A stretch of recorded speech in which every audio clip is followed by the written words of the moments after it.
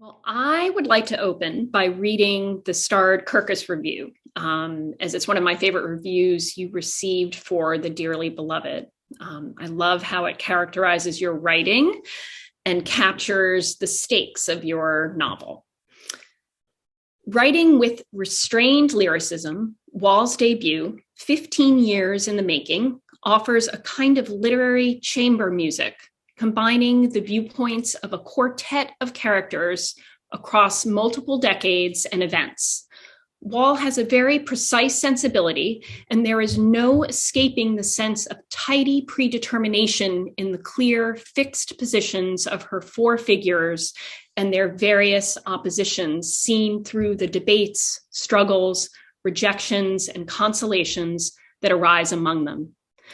Finely drawn and paced and written with intense compassion, the novel shifts ground with a late development that will test and push forward each of the four, leading to a conclusion consistent with Wall's grace and control, a moving, eloquent exploration of faith and its response to the refining fire of life's challenges. I like that refining fire. That's a good one, right? Yeah. I like the repeated, refined fire. Yeah, the sounds. Yep. Assonance, refining, but not quite, but a little bit.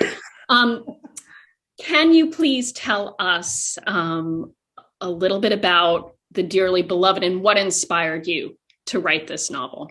Sure. Well, The Dearly Beloved is about two couples who are brought together when the husbands of the couples are called to be co-ministers at the Third Presbyterian Church in New York City. The men are very good friends. The women don't really like each other. So that is the main, I would say, conflict in the book. And those four characters were actually inspired by ministers I grew up with, and their wives. But I say that with a caveat, because if you'd ever met any of them, they would bear no resemblance to anyone in this book. So it was just an idea. I was reading a book called Happy All the Time by Laurie Colwin. And I love Laurie Colwin. And when I finished reading it, I just had this thought, oh, that would have been so much better if it had had a deeper channel to it. And then all the characters just kind of popped into my head. And I wrote the first draft in about 2 weeks. And then it took me 15 years to revise it. But yes, that's it. And it was really the characters that inspired me. Should I worry about spoilers or not? No. I don't think we should worry about spoilers. I mean, okay, good. So, and one of the inspirations for me was that one of the ministers is told his son will never be able to understand God. So that was partly my overarching arch. That's what put the winds in the sails, I think, of these two ministers' calls to faith. Yeah. And the way that they bring those calls into real life. Yeah. But wait, so I have a question for Wendy. So Wendy, what did you think of the book when you read it? I was riveted from almost page one. It was very quickly apparent to me that your novel was something special. It was so beautifully restrained, yet every page had so much wisdom and psychological insight. I was struck by your exploration of faith and loyalty and commitment and friendship, which you managed to go deeply into, but yet with a light touch. I found the language on the line level to be exquisitely crafted. And I love ensemble pieces and novels that explore the intimate and often complex terrain of relationships and marriage. So I was quickly drawn into the lives of these four characters. And I knew right away that I wanted to represent you and your novel. I'm so glad you did. Which actually I'll say that there's another quality that I admired greatly in your novel, which is its economy. Your writing is spare, and the narrative overall has this feeling of being quite lean, which I think is due in part to how skillfully you use figurative language to drill down really deeply into the interior lives of your characters. But if you could speak to how you achieved such an economy and built such an architecture or a backbone to your novel, that would be great. Yeah, I can try. I'm not a structuralist. Wendy knows that I don't think linearly really on the page. And so it started as 100-page, really rough draft that I wrote in 2 weeks. So I know a lot of writers write a lot, and then they cut down. And for me, the challenge was to add the story, grow the story, plant the seeds, let it grow, let it become bigger. And that, I basically did that in almost every draft that I completed. I would go in and say, so for instance, one of them, Charles, has a crisis of faith where he's, because his son's never going to understand God. And everything else about his character is that he would just say, oh, but God understands him. So I had to really go in there and figure out what his crisis was, because I could feel it in him. I knew that was his truth. I just didn't know how to do it.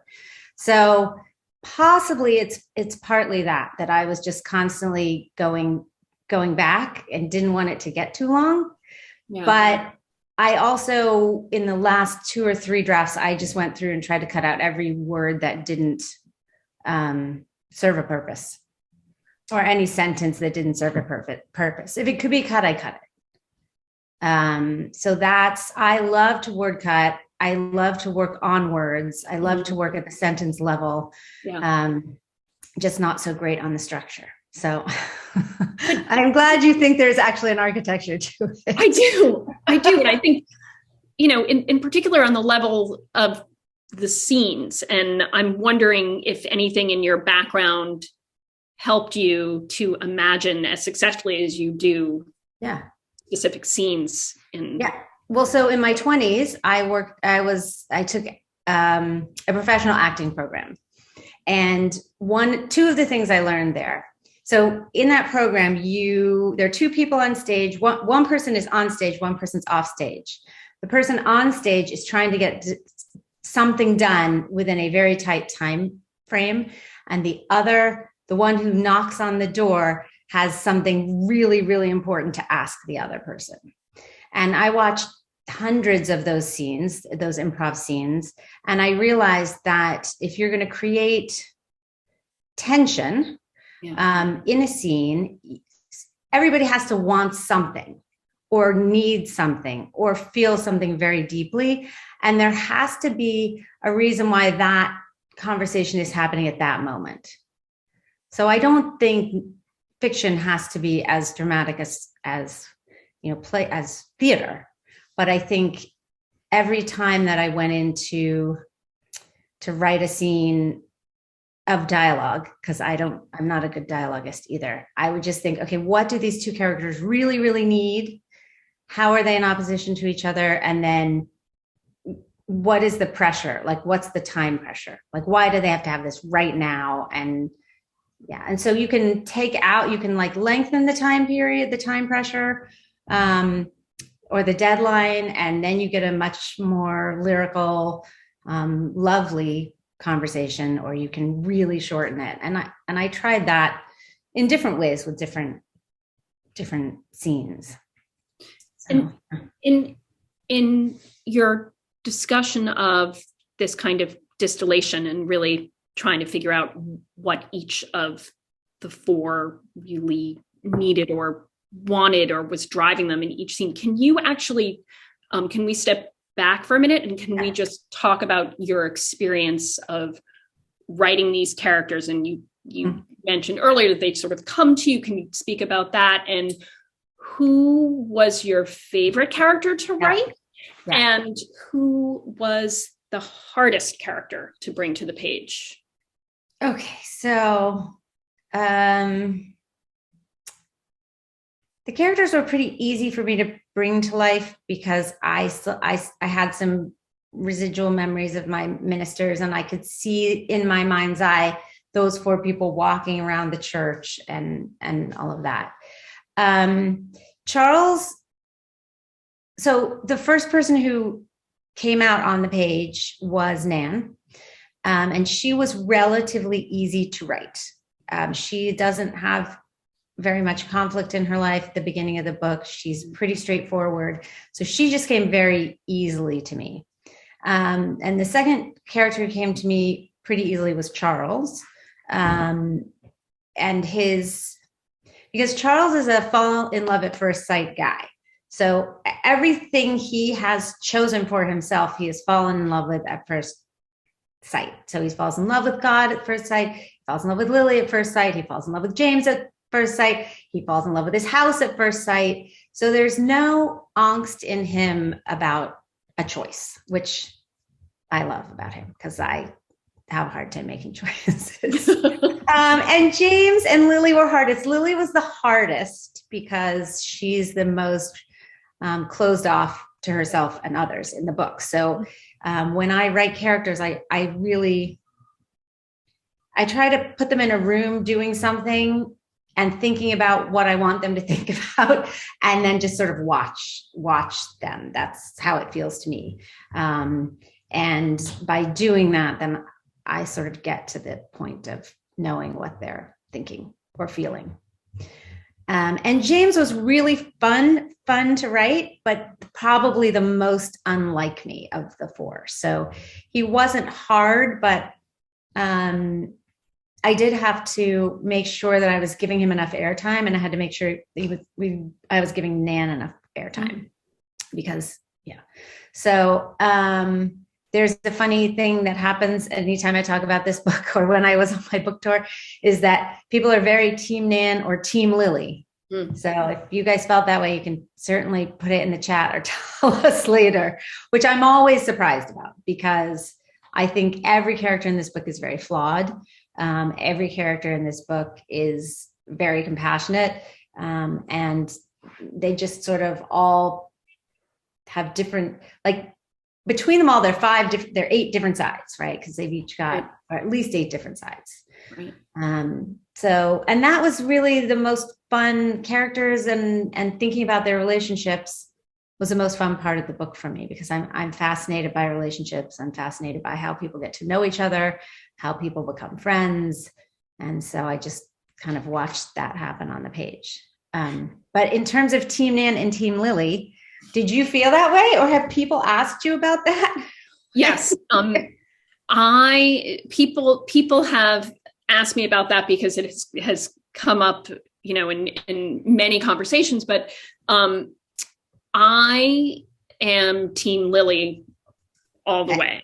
That's because we're New Yorkers. I think that may be at the Black. Sure. I mean, I was immediately sympathetic to her, drawn in by her circumstances, how seemingly shut down she is emotionally, closed off, as you said.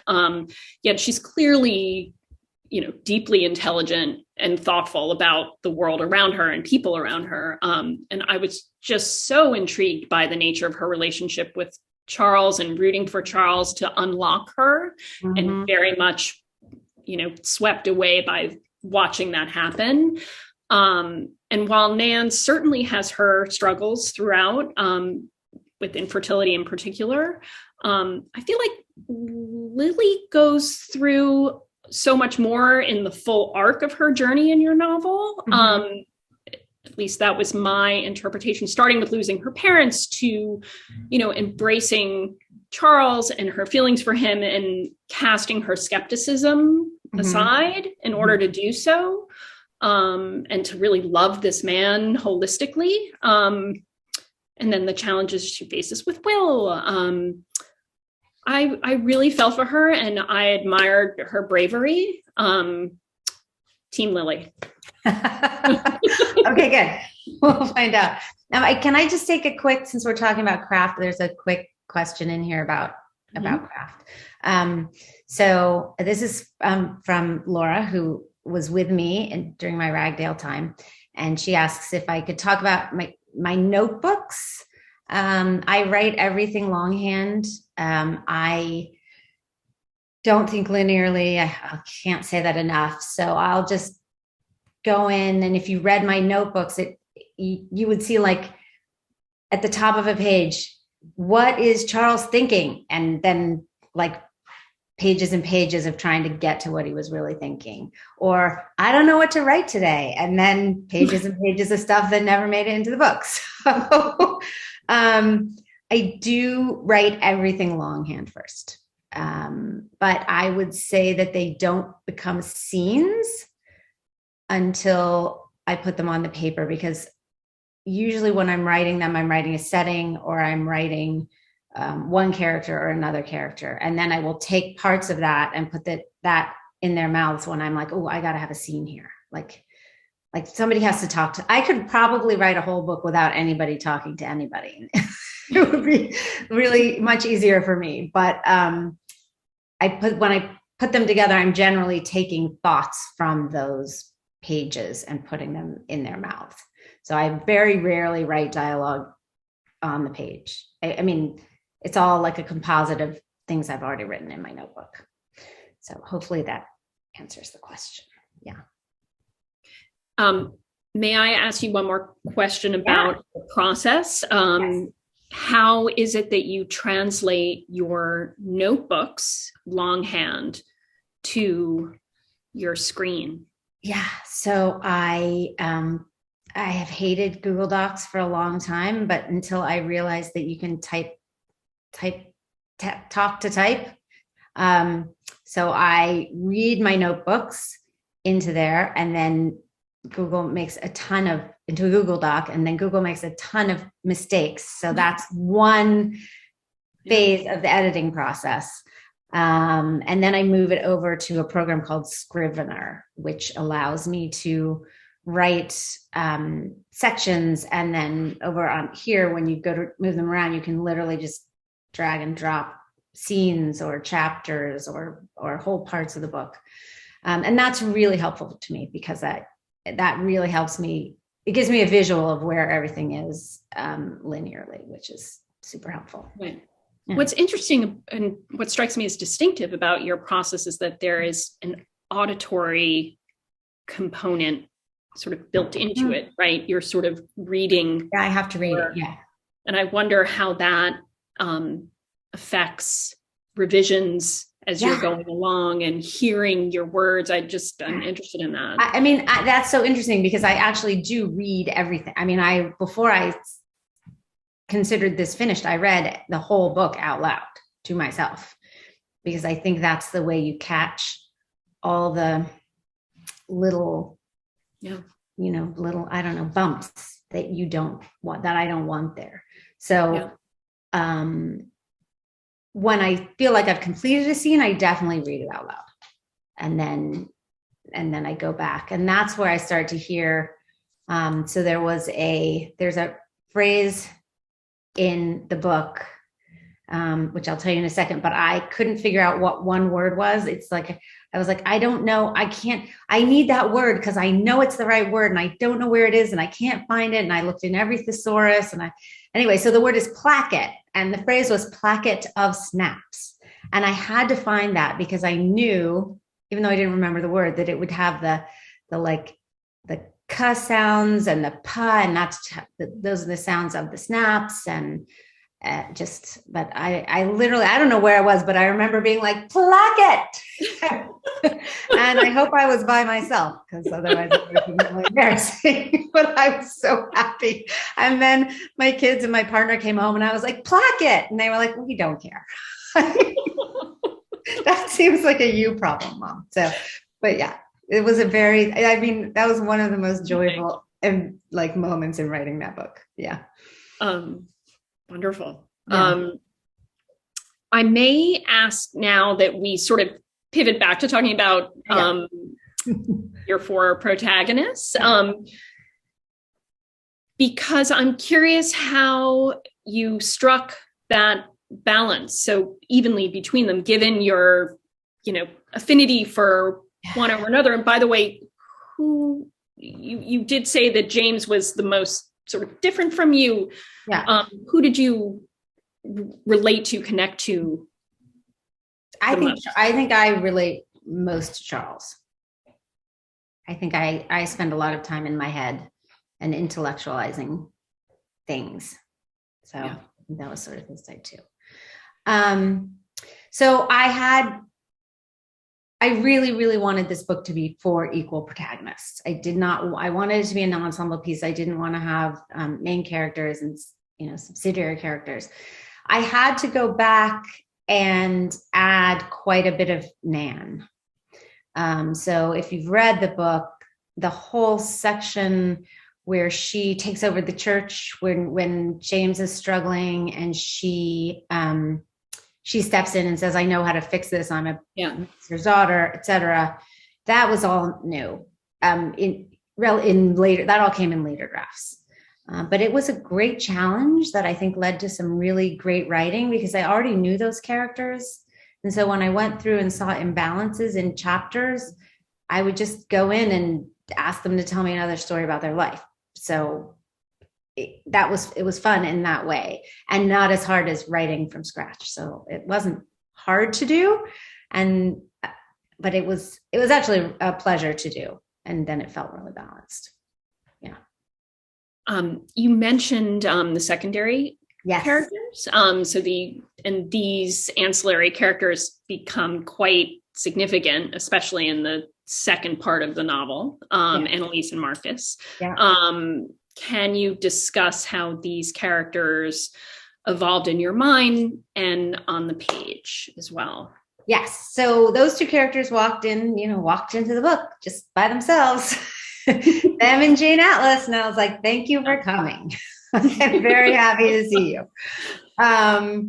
And I just tried to use them as much as I could, as much as made sense. And what I found was that they were really the wise counselors. They would come in and just as ancillary characters. By the way, I learned the word ancillary from a really cute boy once, and so I love to use it. Okay, so anyway, ancillary characters became like, they could say things that I needed to say. I just needed to really say outright. Like when Jane Atlas is like, "You guys are screwing this up. You guys have got to get back on track." That sort of came from me being like, "Oh, I can't keep writing this because it's going to just go on. I can't keep writing this way. It's going to get bad." So then Jane Atlas comes in and does the hatchet job for me. It's like, stop it. Yeah. So I love that. And I love that they contribute very different voices and very different rhythms to the story. And they keep it. So anytime something was dragging, I would sort of think, can I put Annalise or Marcus or Jane or somebody else in there right now to like, just give it a little, like, it's like blowing up your buoy, what is that? When you swim, the thing that goes, your inner tube. It's like blowing up the inner tube a little bit. So the whole book kind of floats better. So I really did like that. I will say, my lovely editor, Mary Cirucci, who we'll talk more about in a minute. So the book was supposed to end with Marcus and Annalise and their wedding. And she said, that can't happen. You have to cut them out entirely. I was like, not cutting them out entirely. But she had a really clear vision for this book, which was, she called it a locked box mystery, where it's like Agatha Christie, where everybody is there and you're just waiting to see how it plays out. And so she really wanted it to end on the 4 main characters. I just didn't know how I would do that. That whole scene and that whole speech that Charles gives was sort of, to me, the only way I could end that book. So I said, well, I'm not going to take them out. And I walked around the city for like 2 weeks. And then I said, oh, I can just make it a christening. I can make it a christening and he can give exactly the same speech and it's all going to be fine.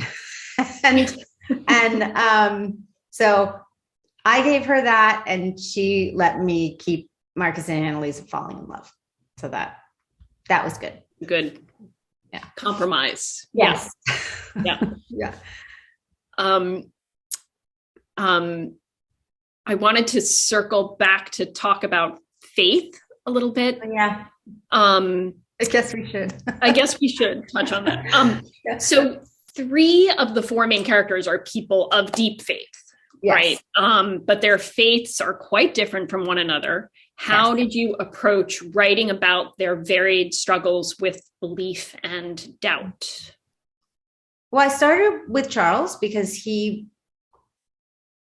whole call was very clear to me, very clear to him. It wasn't, there was no equivocation about it. And Nan's was pretty easy to write, but I really wanted her to change. And I really wanted her. So Charles has to change because of the circumstances in his life, but Nan sort of could have chosen to stay the same.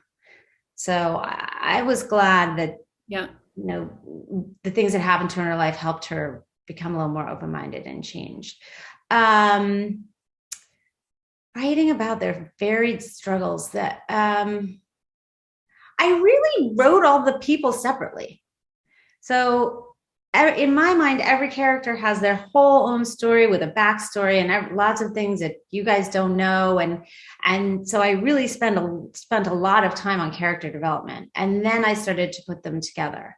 So I think by keeping that clean and separate, I was able to then go in, and then if they're the actors in that scene, they have strong feelings already before I've put them in conversation with each other. But I want to ask you, because was it hard to sell a book about faith, or did you think it was going to be hard? Was it harder than you thought? I mean, did people pass on it because it was about religion and faith? So I didn't think of it as selling a book about faith per se, as much as selling a book about the friendship between 2 couples, an ensemble piece in the spirit of Wallace Stegner's Crossing to Safety, a novel that explores the friendship between these 4 ministers and academics, husbands and wives, set against the backdrop of a changing America. And that intricately sort of traces their intersecting lives and exploring jealousy and understanding and commitment and faith. And so certainly a few editors passed, not because it was too religious, but for example, one editor commented that she felt anchoring the story in Third Presbyterian was just too narrow a scope, limiting, too specific. Another editor whom I've known to be drawn to fiction and memoir that grapples with issues of faith, and it published a number of titles in that space. She passed because she found it to be difficult to break books out onto the marketplace really successfully in that space. So that was my approach. Yeah. It's funny because I didn't think I was writing a book about faith. I don't know. I just took these 4 characters really for granted, I think.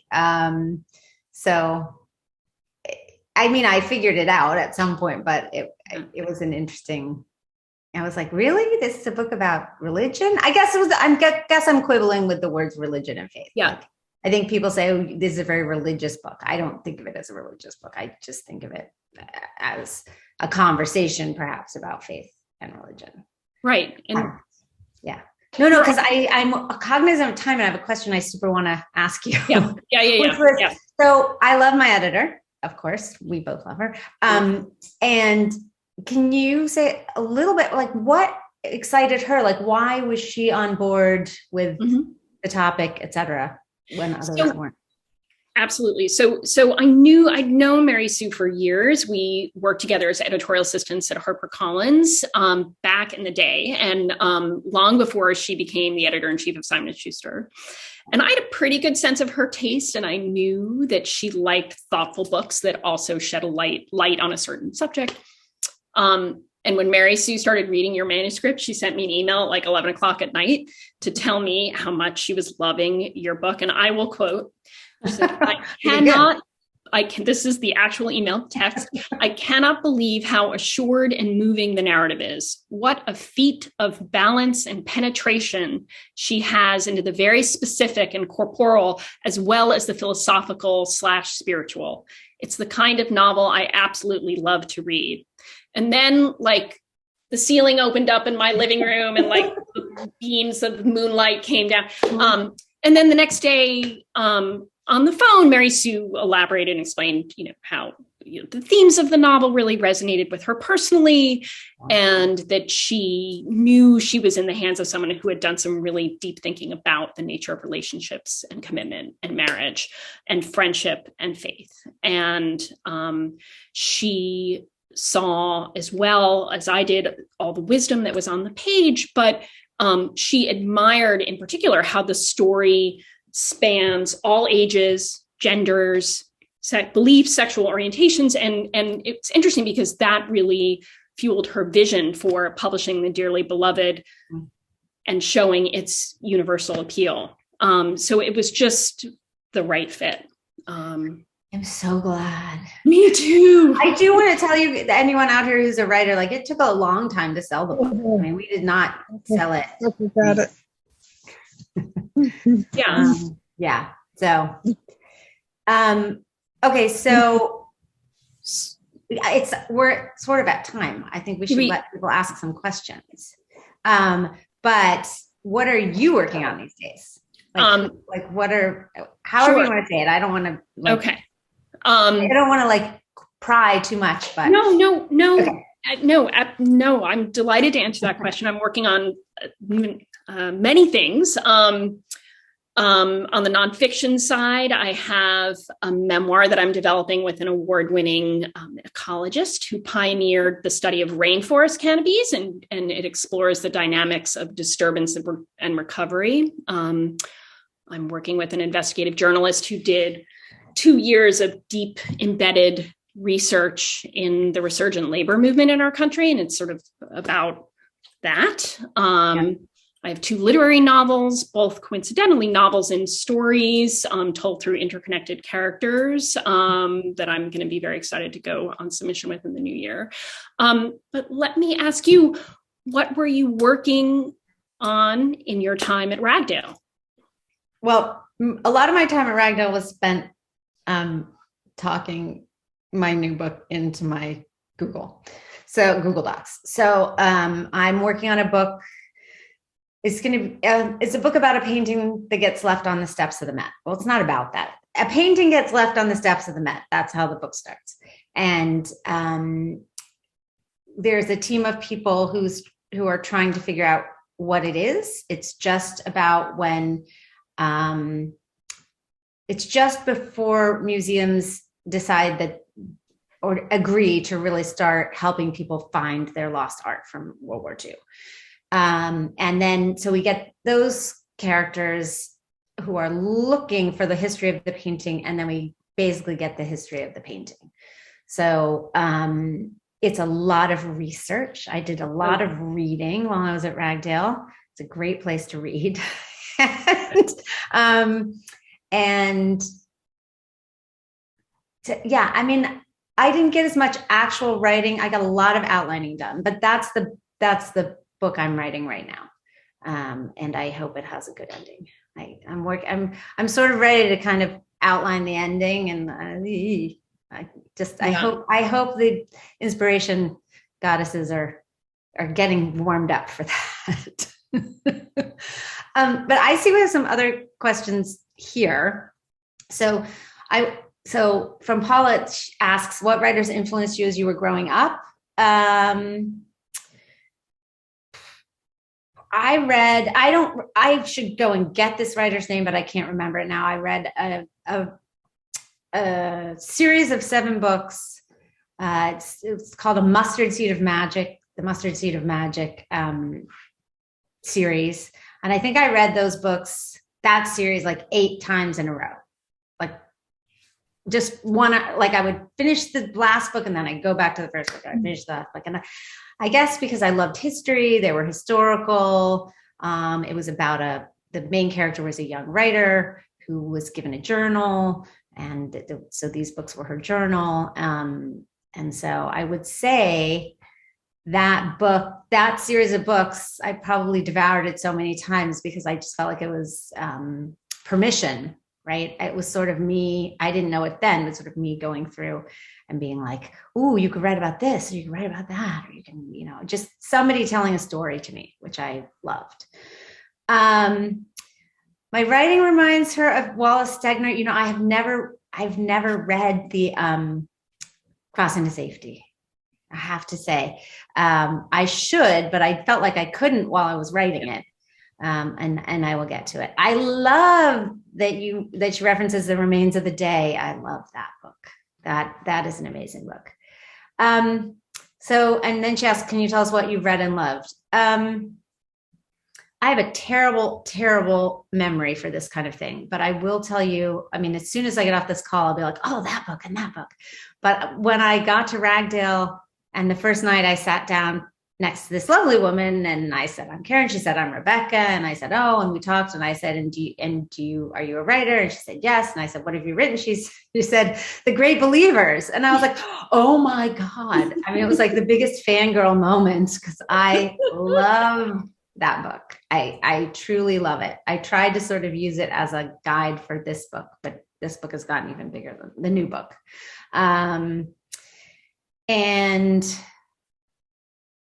I'm just trying to think of other books I loved. A Little Life. I also was really, when I was a kid, very invested in this book of the series of biographies about women in America, or young women in America, and they were all blue, and I wanted to read all of them. And I once had a therapist who said, oh my God, I read all the boy ones. They were orange. And I was like, yay. I didn't know how to take that, but it was actually very funny. And what I take from favorite authors, I think what I take, like, especially from the books I mentioned here, is just the sense of mastery and grandeur that some people can really, really create.